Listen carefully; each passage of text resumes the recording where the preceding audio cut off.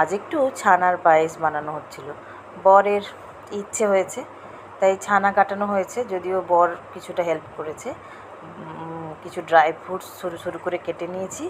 1 litre দুধ হাঁড়িতে বসিয়ে অনেকক্ষণ জাল দিয়েছি, দেখুন অনেকটাই কমে গেছে। প্রথম থেকে ভিডিওটা করা হয়েছিল না, তাই প্রথম থেকে দেখাতে পারিনি। কিছু গুড়কে গ্রেট করে নিয়েছি।